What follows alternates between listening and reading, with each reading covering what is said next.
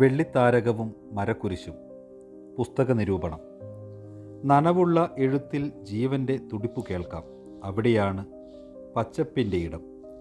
വായന നിനക്ക് എന്ത് നൽകും എന്ന ചോദ്യത്തിന് ലളിതവും എന്നാൽ ആഴമുള്ളതുമായ ഒരു നിരീക്ഷണമുണ്ട്. നിന്റെ തന്നെ ഉള്ളിൽ നിന്ന് നിന്നെ പുറത്തു കടക്കാൻ സഹായിക്കും. എവിടെയൊക്കെയോ തളച്ചിടും പോലെയുള്ള ചിന്തകളെ പൊട്ടിച്ചെറിഞ്ഞ് ജീവിത നന്മയിലെ വൈവിധ്യങ്ങളുടെ മനോഹാരിത ആസ്വദിക്കുവാൻ ചില പുസ്തകങ്ങൾ നമ്മെ സഹായിക്കും. അത്തരമൊരു പുസ്തകമാണ് നമ്മുടെ പ്രിയപ്പെട്ട അഭിവന്യ പിതാവ് ഡോക്ടർ അലക്സ് വടക്കുംതലയുടെ വെള്ളിത്താരകവും മരക്കുരിശും. 208 പേജുള്ള ഈ പുസ്തകത്തിൻ്റെ അവതാരികയിൽ പ്രസിദ്ധ കഥാകൃത്ത് ടി പത്മനാഭൻ ഇങ്ങനെ എഴുതുന്നു: ഇപ്പോൾ എൻ്റെ കയ്യിലുള്ളത് ബിഷപ്പ് ഡോക്ടർ അലക്സ് വടക്കുംതലയുടെ പുസ്തകമാണ്. ഒന്നിലധികം തവണ വായിച്ചു. എന്നെ ഏറെ സ്വാധീനിച്ചു. ഏതെങ്കിലും ഒരു വിഭാഗത്തിന് വേണ്ടി മാത്രം രചിക്കപ്പെട്ടിട്ടുള്ള ഒരു ഗ്രന്ഥമല്ല ഇത്. വായിക്കുവാൻ കഴിയുന്ന എല്ലാവർക്കും വേണ്ടിയുള്ളതാണ്. അനേകം പുസ്തകങ്ങൾ എഴുതിയ, അനേകം പുരസ്കാരങ്ങൾ വാങ്ങിക്കൂട്ടിയ, അനേകം പുസ്തകങ്ങൾ വായിച്ച കേരളത്തിലെ സാമൂഹിക സാംസ്കാരിക സാഹിത്യ രംഗത്ത് പ്രബലനായ ഒരു വ്യക്തി ആത്മാർത്ഥമായി ഇങ്ങനെ പറയുന്നത് പിതാവിൻ്റെ പുസ്തകത്തിൻ്റെ തെളിമയുടെ മികവ് കൊണ്ടാണ്. 2 ഭാഗങ്ങളായി തിരിച്ച പുസ്തകത്തിൽ 33 അധ്യായങ്ങളാണ് ഉൾപ്പെടുത്തിയത്. ഉണ്ണിയേശുവിൻ്റെ പിറവിയിൽ തുടങ്ങുന്ന എഴുത്ത് ദുഃഖവെള്ളിയിലും ഉദ്ധാനത്തിലും എത്തി നിൽക്കുന്നു. ശേഷം പ്രേഷിത പ്രവർത്തനവും പെന്തക്കോസ്ത തിരുനാളും പരിശുദ്ധ ത്രിത്വവും വിഷയമാകുന്നു. അവസാനം നമ്മളെല്ലാം ഒന്നാണ് എന്ന നനവുള്ള ഐക്യപ്പെടലോടെ പുസ്തകം അവസാനിക്കുന്നു.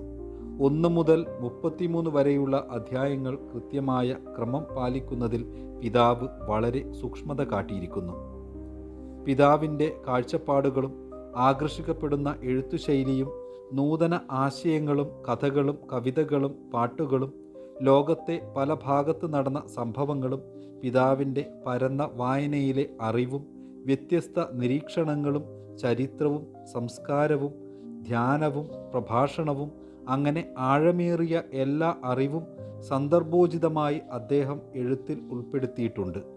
ഓരോ അധ്യായത്തിന് ശേഷവും QR കോഡിലൂടെ മനോഹരമായ പാട്ടുകൾ കേൾക്കുന്ന നൂതന ശൈലിയും ഉൾപ്പെടുത്തിയിട്ടുണ്ട്.